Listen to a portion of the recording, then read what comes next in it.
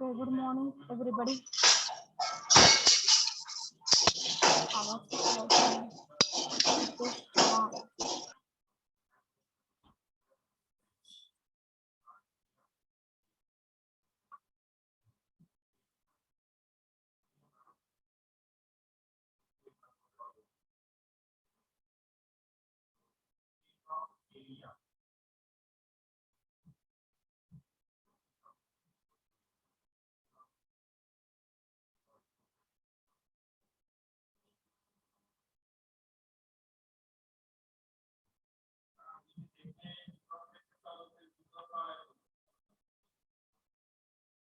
Okay, so we are going to see we have completed the reluctance pulse pickup transducer. So anyone, you can tell me what is transducer? What is transducer? It is a device which converts one form of energy into another form of energy. It is a device which will convert. What are the types of transducer? Type कुठले कुठले आहेत? LVDT. Example नाही विचारले, type विचारले, type. Active transistor, passive transistor. Yes, active transducer and passive transducer. So we have seen active as well as the passive. What is it mean? So we have completed the two transducer, that is nothing but LVDT.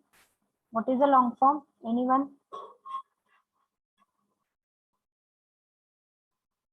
LVDT चा long form काय आहे?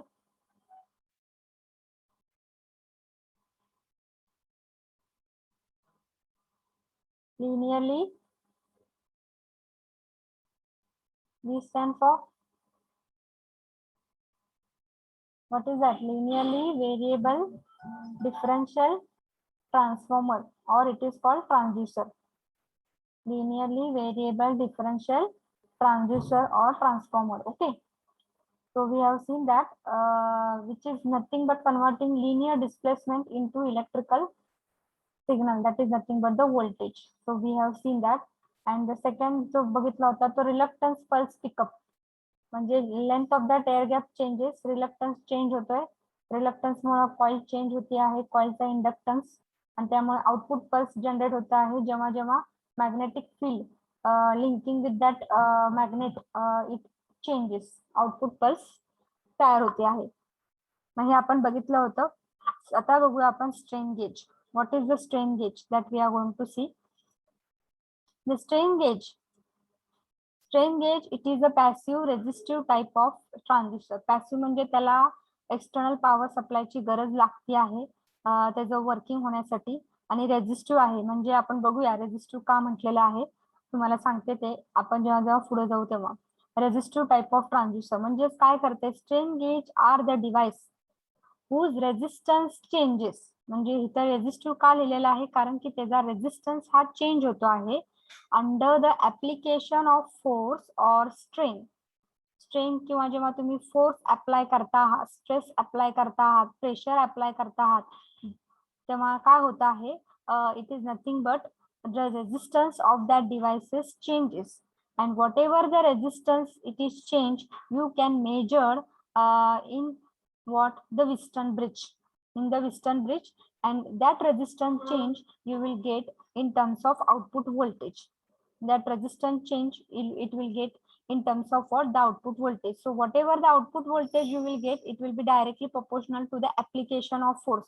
तुम्ही force किती apply करता आहात, strain किती apply करतात, pressure किती अप्लाय करताय, ते डायरेक्टली तुम्हाला आउटपुट व्होल्टेज दाखवत आहे.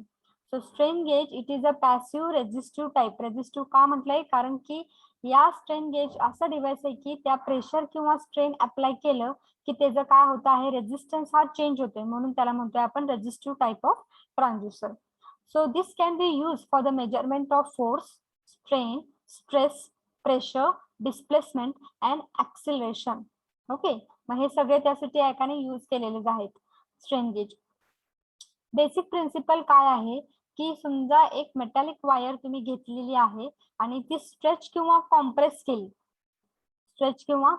केली, इट्स डायमेन्शन चेंजेस, त्याची लेंथ आणि डायमीटर चेंज होणार आहे ड्यू टू द स्ट्रेन. म्हणजे त्याच्यावर जर प्रेशर पडलं, त्या वायरवर काहीतरी आपण प्रेशर अप्लाय केलं किंवा स्ट्रेन अप्लाय केलं की वायर अंडर टेन्शन राहते, एकतर ती कॉम्प्रेस असते किंवा स्ट्रेच असते. मग जेव्हा ती वायर अंडर टेन्शन असते, त्याचा लेंथ आणि डायमीटर, त्याची डायमेन्शन हे चेंज होते, म्हणजे लेंथ आणि diameter due to the force applied or due to the strain applied.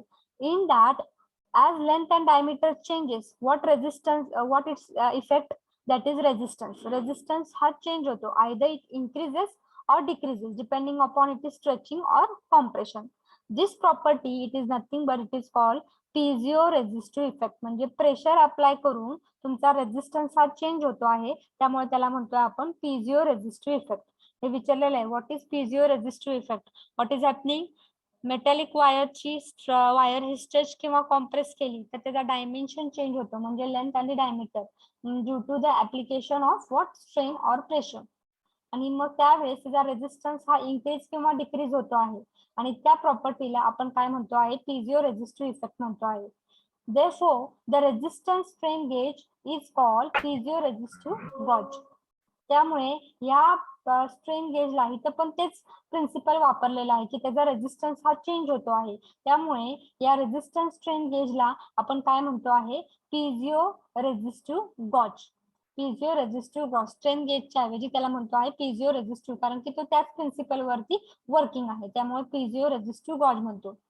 मग आता जर समजा लेंथ ऑफ दॅट वायर आपण पहिली घेतली 1 मीटर, एल मीटर आहे आणि original resistance is R ohm, आणि जर तुम्ही फोर्स किंवा कॉम्प्रेसिव्ह फोर्स इन्क्रीज केला किंवा डिक्रीज केला, फोर्स तुमचा जो आहे तो तुम्ही इन्क्रीज केला हॅलो किंवा मॅडम, बोला. हाऊ सांगा घ्या हो.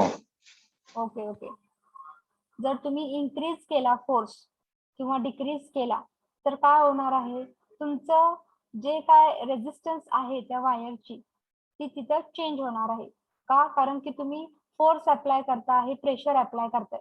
जेव्हा फोर्स किंवा प्रेशर अप्लाय केलं तर काय होणार आहे, त्याचा जो रेझिस्टन्स आहे किंवा त्याची जी लेंथ आहे ती इन्क्रीज होणार आहे किंवा डिक्रीज होणार आहे.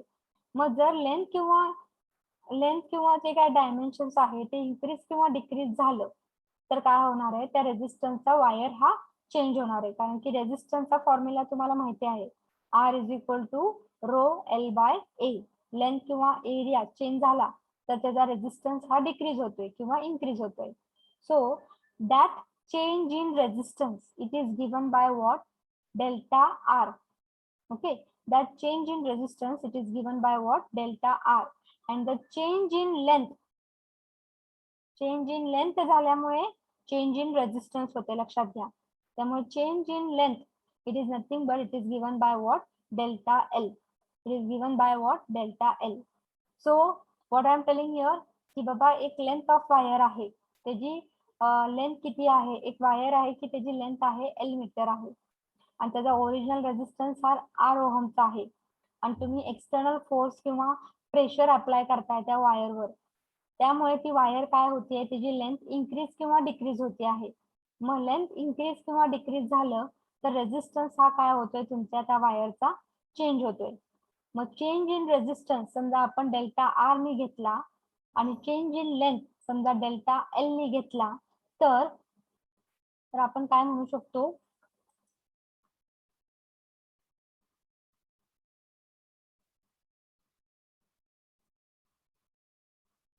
तो गॉच फॅक्टरचे दिसत नाही वाटतं. So here it is written. So Gauge factor it is nothing but it is what, change in resistance divided by original resistance, that is R, divided by change in length divided by original length.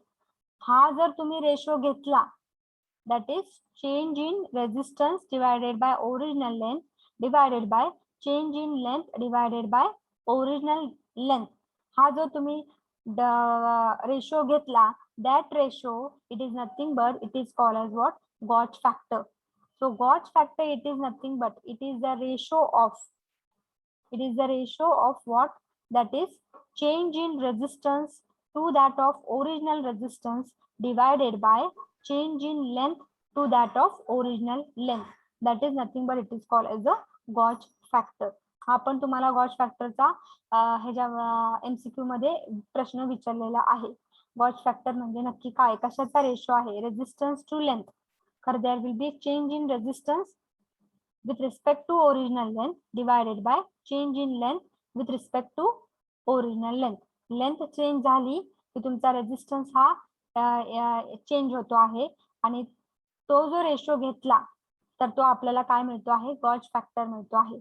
Okay, so now this is about the what you can say, this all strain gauge हे त्या working principle काय आहे त्याचं, की हे basic principle आहे, आणि त्यामुळे त्याला आपण त्या प्रिन्सिपलला आपण काय म्हणतो, पीझिओ रेझिस्टिव्ह इफेक्ट म्हणतो. म्हणून आपण या स्ट्रेन गेजला आपण काय म्हणतो आहे, पीझिओ रेझिस्टिव्ह गॉज म्हणतो आहे. स्ट्रेन गेजला आपण काय म्हणतोय, किंवा स्ट्रेन गेज किंवा gauge, so it is called as a piezo resistive gauge. मग ते कुठल्या प्रिन्सिपलवर वर्किंग आहे, या प्रिन्सिपल वरती वर्किंग आहे. जर तुम्ही प्रेशर, फोर्स काही अप्लाय केलं म्हणजे त्या गॉजची काय होत आहे, रेझिस्टन्स हा चेंज होतो आहे. मग ते प्रिन्सिपल म्हणजे काय, पीझिओ रेझिस्टिव्ह इफेक्टच आहे, म्हणून त्याला पीझिओ रेझिस्टिव्ह गॉज म्हणतात. ओके, म्हणून आता पीझिओ रेझिस्टिव्ह गॉज अजून काय आहे की त्या स्ट्रेन गॉज मध्ये we are going to define the gauge factor. Strain gauge मध्ये we are going to define the gauge factor, की बाबा त्या स्ट्रेन गेज मध्ये एक वायर यूज केलेली आहे, त्या वायरची समजा लेंथ L आहे आणि ओरिजिनल रेझिस्टन्स R असेल आणि तुम्ही जर फोर्स अप्लाय केलं तर त्याची लेंथ चेंज होती आहे as well as change in resistance आहे. मग that ratio it is nothing but it is called as what? Gauge factor with respect to original resistance and length. Change in resistance with respect to original length divided by change in length with respect to original length. That ratio it is nothing but it is called as the gauge factor. आलं का लक्षात एवढं? Yes, ma'am. Okay. Now what are the type of strain gauge? Strain gauge चे type कुठले कुठले आहेत? Strain गेजचे type आहेत की अनबॉन्डेड वायर स्ट्रेन गेज आणि bonded wire strain gauge. Unbonded म्हणजेच काय आहे की त्यासाठी एक फिगर आहे की आपण बघूया अनबॉन्डेड आणि बॉन्डेड मध्ये. ते बॉन्डेड केलेले नसतात, ती वायर ही काय आहे कुठल्याही प्रकारे त्याला हे केलेले नसणार आहे, त्याला म्हणतो आपण बघूया ती फिगर म्हणजे तुम्हाला लक्षात येईल. अनबॉन्डेड वायर स्ट्रेन गेज आणि बॉन्डेड वायर स्ट्रेन गेज.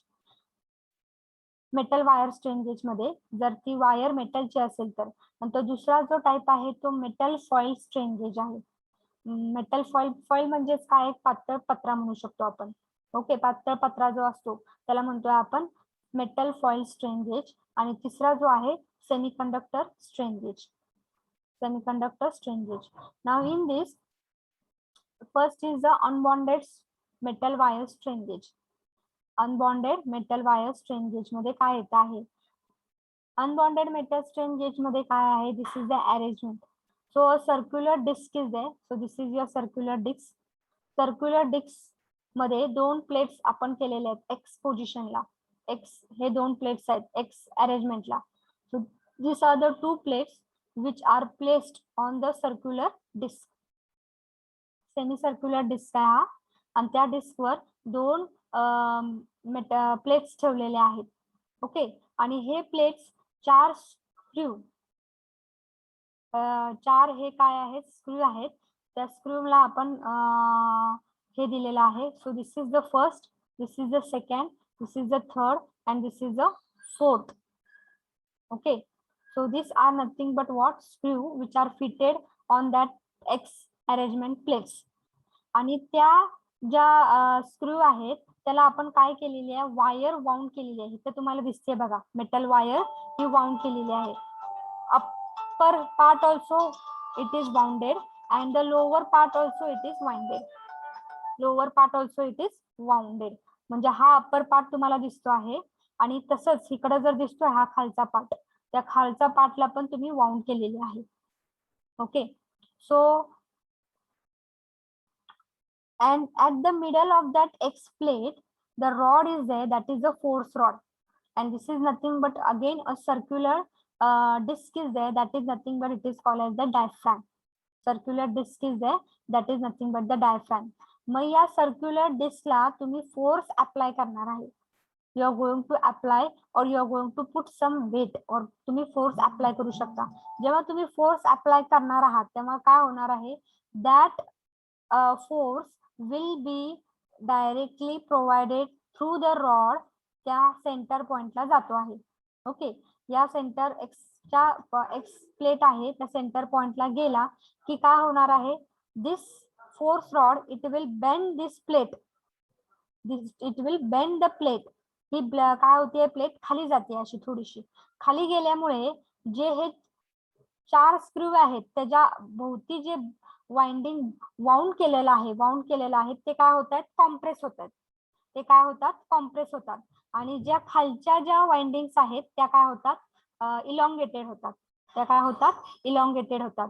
म्हणजेच तुमचं काय होत आहे, त्या वायरचं कॉम्प्रेशन होत आहे वरच्या पार्टमध्ये आणि खालच्या पार्टमध्ये त्याचे इलॉंगेशन होत आहे. इलॉंगेशन होते. Why it is happening, because you are going to apply the pressure to this diaphragm. The pressure it is concentrated on the point of what play on the point that is nothing but this point where the X and X plate meet आणि या पॉइंटला तो pressure काय केलं जातो, apply केलं जातो, concentrate होतो. आणि कॉन्सन्ट्रेशन झाल्यानंतर तिथं काय होत आहे, ती प्लेट थोडीशी खाली वाकली जाते. अशी ती प्लेट, दोन्ही पण प्लेट्स खाली वाकल्या जातात. आणि खाली वाकली की काय होत आहे, हे ज्या वाउंड केलेल्या आहेत अप्पर वाइंडिंग त्या काय होतात, कॉम्प्रेस होतात. आणि खालच्या ज्या वाइंडिंग्स आहेत त्या काय होतात, इलॉंगेशन होतं. आणि हे जे कॉम्प्रेशन आहे आणि इलॉंगेशन ऑफ द वायर झाल्यामुळे तिथं रेझिस्टन्स ऑफ दॅट वायर काय होतो, चेंज होतो. तो रेझिस्टन्सचा वायर काय होतो, तुमचा चेंज झाला. आणि तो change in resistance you are going to measure in what, Wheatstone bridge. Wheatstone bridge मध्ये आपल्याला मेजर करायचं आहे. मग ते विस्टन ब्रिजचं आपण मेजरमेंट कसं आहे ते तुम्हाला सांगते. फक्त इथं काय होत आहे की जेव्हा जेव्हा तुम्ही फोर्स अप्लाय करता आहात, तो त्या रॉड मधनं प्रेशर हे कुठं जाते, या पॉइंटला जात आहे मधोमध या एक्स प्लेटच्या. आणि त्यामुळे ही एक्स प्लेट थोडीशी आत खेचली जाती, आत जाती. आणि त्यामुळे इथं काय होतंय, इथला upper part of that wire compress होत आहेत आणि लोअर पार्ट काय होतात, इलॉंगेटेड होतात. आणि त्यामुळे देर is a change in the resistance of that wire.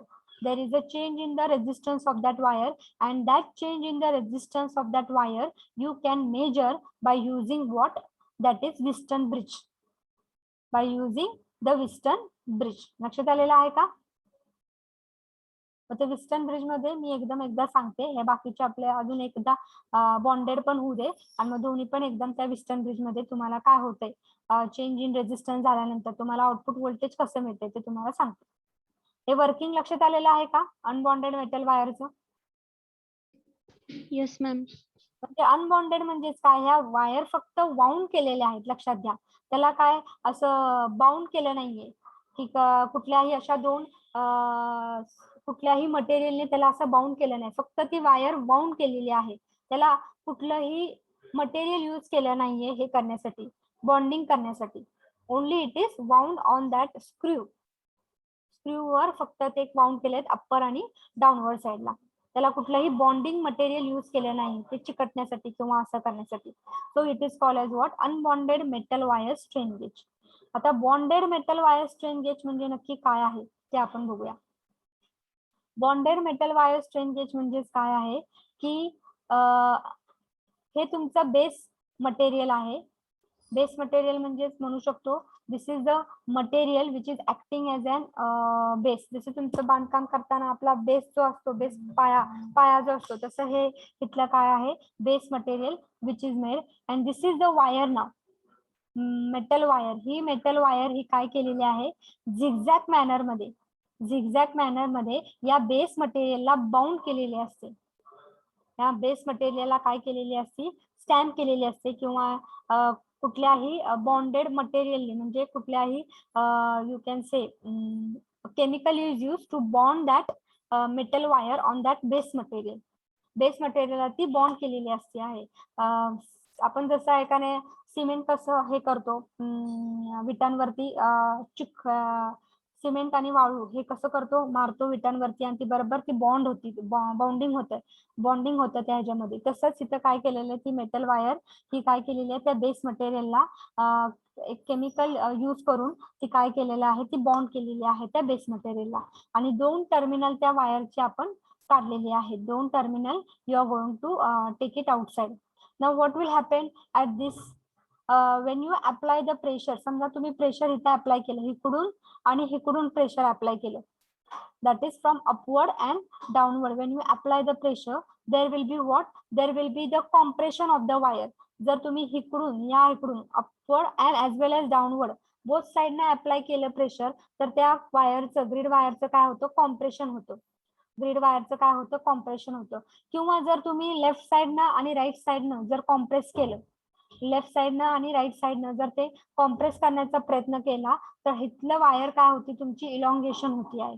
म्हणजे कुठल्या प्रकारे तुम्ही प्रेशर अप्लाय करताय त्यामध्ये इथं काय होत आहे, इलॉंगेशन किंवा compression of the wire will take place.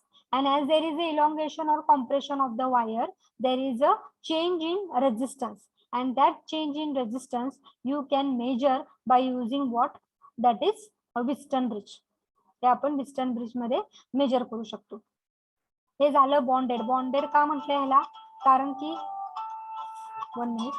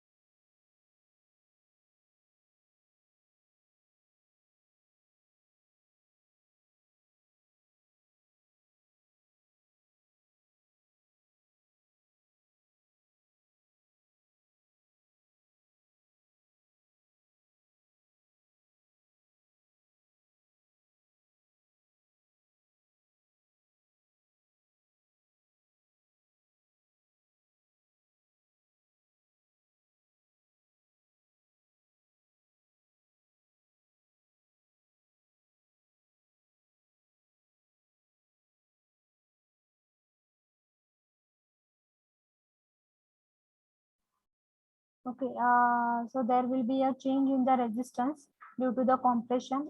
How we are going to apply the pressure in the upward, or it will be left to right, depending upon that there will be a compression and elongation of the wire, and that change in the change in length, it will result into the output voltage which we have calculated in the Wheatstone bridge.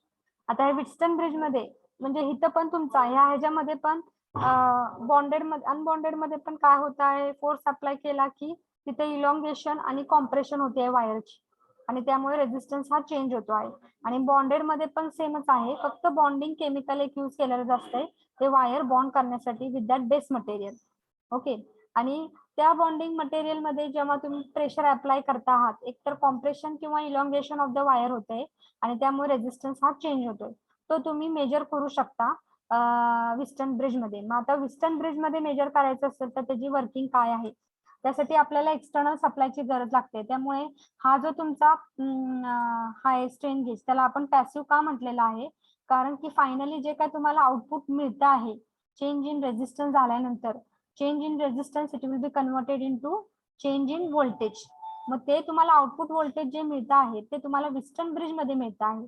मग ते Wheatstone bridge मध्ये मिळवण्यासाठी तुम्हाला external सप्लायची गरज लागते आहे. त्यामुळे तो पॅसिव्ह टाइप ऑफ ट्रान्सड्यूसर आहे. एक्सटर्नल सप्लायची गरज लागते वर्किंगसाठी, त्यामुळे हा passive type of strain gauge आहे. मग आता वर्किंग कसं आहे की to measure the input parameter through the strain gauge, it is always connected in Wheatstone meter bridge as shown in the figure. Okay, so हे तुमचे स्ट्रेन गेज जे आहे इथं आता कनेक्ट केलेले आहेत बघा. Initially the 4 arm resistance of the bridge it is made equal with output voltage 0. म्हणजे हा बॅलन्स केला असतो इनिशियली तुमचा Wheatstone ब्रिज बॅलन्स केला तर तुमचा आउटपुट व्होल्टेज हे काय जातं इथं 0 केलेला असते. आणि नंतर त्यातला एक जो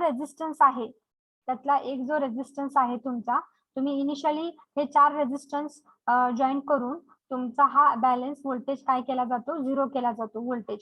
आणि नंतर तिथला जो एक रेझिस्टन्स आहे तो काय केलायचा आहे, you are going to remove it and you are going to connect the strain gauge. मग तो अनबॉन्डेड स्ट्रेन गेज कनेक्ट करा किंवा तुमचा बॉन्डेड स्ट्रेन गेज कनेक्ट करा. एका आर्मला तुम्ही तो स्ट्रेन गेज कनेक्ट करायचा आहे. मग स्ट्रेन गेजला कनेक्ट केलं तर जेव्हा तुम्ही प्रेशर अप्लाय करणार आहात, म्हणजे अनबॉन्डेडला प्रेशर अप्लाय केलं की इथं काय होतं आहे, इलॉंगेशन आणि compression of that wire take place. आणि ते झालं की तिथं चेंज इन रेझिस्टन्स होतोय.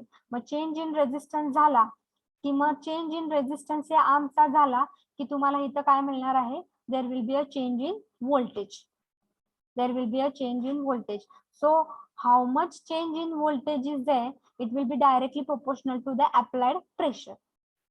म्हणजे change in how much voltage जेवढं तुमचं जनरेट होणार आहे ते म्हणजे तुमचं चेंज इन रेझिस्टन्स असणार आहे. आणि चेंज इन रेझिस्टन्स म्हणजे काय असणार आहे, तुमचा इलॉंगेशन किंवा कॉम्प्रेशन ऑफ द वायर किती झाली आहे, म्हणजेच तुम्ही अप्लाय प्रेशर किती केलेलं आहे. म्हणजे directly this output voltage will give you what the pressure, तुम्ही प्रेशर किंवा फोर्स किती अप्लाय केलेला आहे ती व्हॅल्यू तुम्हाला मिळणार आहे या Wheatstone ब्रिज मध्ये.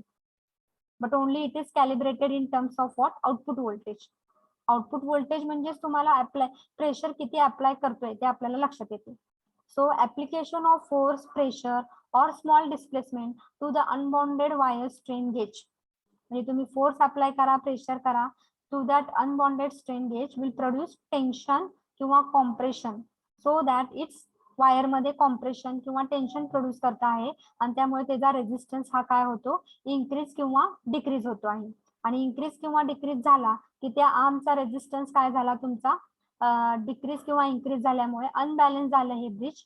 अनबॅलन्स कंडिशन झालं की तुमचं आउटपुट व्होल्टेज मिळणार आहे तुम्हाला, and that output voltage will be proportional to what, input parameter. म्हणजे तुम्ही किती प्रेशर अप्लाय करताय, किती टेन्शन अप्लाय करताय. So that output voltage will be proportional to what, input. So that is the working of this. आलं लक्षात? Yes or no?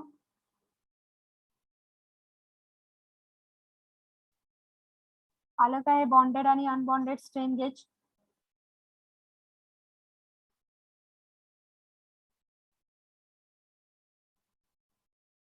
Girls and boys ma'am repeat करा एकदा. रिपीट करू. कुठलं पहिल्यापासून अनबॉन्डेड अनबॉन्डेड का हे अनबॉन्डेड. अनबॉन्डेड. अनबॉन्डेड म्हणजेच काय आहे, एक सेमी सर्क्युलर डिस्क आहे. त्या सेमी सर्क्युलर डिस्क वरती 2 प्लेट्स माउंट केलेले आहेत in x position. So this is the first plate and this is the second plate. Now these plates they are fixed by the 4 screw 1 2 3 4. Okay. आणि त्या 4 screw ला वरती आणि plus या x प्लेटच्या खाली पण काय केलेली आहे, वायर ही गुंडाळलेली आहे त्या स्क्रूच्या अवती. ओके, म्हणजे खाली आणि वरती पण. आणि बरोबर मनोबत एक फोर्स रॉड अप्लाय केलं, फोर्स रॉड तिथं कनेक्ट केलेला आहे आणि त्या फोर्स रॉडला सर्क्युलर एक डिस्क असते वरती. मग जिथं ती काय सर्क्युलर डिस्क त्या फोर्स रॉडला कनेक्ट आहे हे अरेंजमेंट त्याला काय म्हणतो आपण, डायफ्राम. मग त्या डायफ्राम वरती तुम्ही प्रेशर अप्लाय करणार आहे. जेव्हा प्रेशर अप्लाय केलेलं आहे ते कॉन्सन्ट्रेट होणार आहे या पॉइंटला आणि through that rod it will be concentrated on that x plate centre point. Okay, when that force will be concentrated or the pressure will be concentrated on this plate center point, this plate will be shifted in the downward direction.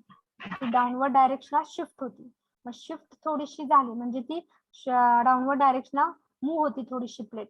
आणि move झाली की इथं काय होत आहे, वरच्या जे तुमचे वायर्स आहेत हे वाउंड केलेले ते काय होत आहेत, ते पुश केल्यामुळे ते वायर कॉम्प्रेस होतात.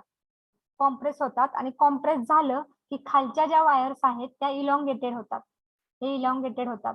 ओके, म्हणजे इलॉंगेशन आणि compression take place in that wire when you apply the pressure to the diaphragm. आणि प्रेशर किंवा अप्लाय केलं इलॉंगेशन आणि कॉम्प्रेशन झाल्यामुळे change in resistance of that wire will take place. मग हा जो चेंज इन रेजिस्टन्स आहे तो तुम्ही या विस्टर्न ब्रिज मध्ये मेजर करायचा आहे. त्या विस्टर्न ब्रिजच्या वर्किंगसाठी एक्सटर्नल पॉवर सप्लायची गरज लागते. त्यामुळे हा जो स्ट्रेन गेज आहे तो कुठला टाइप आहे, पॅसिव्ह टाइप ऑफ ट्रान्सड्यूसर आहे. ओके, मग इनिशियली रेजिस्टन्स हे यूज करून तुमचं आउटपुट व्होल्टेज, रेजिस्टन्स यूज करून तुमचं आउटपुट व्होल्टेज 0 केलं जातं. म्हणजे हे विस्टर्न ब्रिज बॅलन्स केले जातात. अशा रेजिस्टन्सच्या व्हॅल्यू चूज करून विस्टर्न ब्रिज बॅलन्स करून आउटपुट व्होल्टेज तुमचं 0 केलं जातं. नंतर त्यातला एक जो रेजिस्टन्स आहे तो रिमूव्ह करून त्याचा ऍक्टिव्ह स्ट्रेन गेज म्हणजे जो काही वर्किंग मध्ये आहे स्ट्रेन गेज तो तिथं प्लेस केला जातो. मग आता या स्ट्रेन गेजला तुम्ही प्रेशर अप्लाय करणार आहे. म्हणजे अनबॉन्डेड समजा असेल, प्रेशर अप्लाय केलं की तुमचा हा काय होणार आहे, इलॉंगेशन कॉम्प्रेशन होणार आहे. कॉम्प्रेशन होणार आहे, इलॉंगेशन होणार ऑफ द वायर आणि चेंज इन रेजिस्टन्स होणार आहे. म्हणजे ह्या आर्मचा रेजिस्टन्स चेंज झाला. चेंज झाला की हे विस्टर्न ब्रिज काय होतं, अनबॅलन्स होतं आणि तुम्हाला आउटपुट व्होल्टेज मिळत आहे. And that output voltage will be proportional to what the input pressure which is applied. Because pressure apply केल्यामुळे तिथे elongation and compression of that wire होत आहे आणि इलॉंगेशन कॉम्प्रेशन झाल्यामुळे इथला रेजिस्टन्स या आर्मचा चेंज होतो आहे आणि चेंज झाल्यामुळे तुम्हाला इथं विस्टर्न ब्रिज हे अनबॅलन्स होऊन तुम्हाला आउटपुट व्होल्टेज मिळते. म्हणून हे output voltage is directly proportional to what applied force और प्रेशर. ते डायरेक्टली तुम्हाला ती व्हॅल्यू देते. So this is the working of what Wheatstone bridge with unbonded as well as bonded. मग तिथं तुम्ही बॉन्डेड पण स्ट्रेन गेज कनेक्ट करू शकता. बॉन्डेड म्हणजेच काय, ती वायर फक्त एक केमिकल यूज करून ती बॉन्ड केलेली असते त्या बेस मटेरियलला. बेस रेक्टँग्युलर मटेरियल असतं आहे, त्या मटेरियलला बाउंड केलेली असते आणि मग तिथं कॉम्प्रेशन किंवा इलॉंगेशन प्रेशर अप्लाय केलेलं असते. In which mode depending upon that elongation compression of that metal wire will take place and due to that what is happening, तेच पुन्हा ते बॉन्डेड स्ट्रेन गेज तुम्ही या आर्म मध्ये कनेक्ट केलं की इथं तुम्हाला output voltage western bridge unbalance होणार आहे आणि तुम्हाला आउटपुट व्होल्टेज मिळणार आहे. आलं लक्षात? Yes ma'am. ओके, तर हे झालं तुमचं स्ट्रेन गेज. आता स्ट्रेन गेज नंतर दुसरा जो पार्ट होतो आहे तो लोड सेल आहे. Load cell, it is like this only. It is a passive resistive transducer. Passive resistive transducer आहे आणि it is the application of bonded metal wire strain gauge.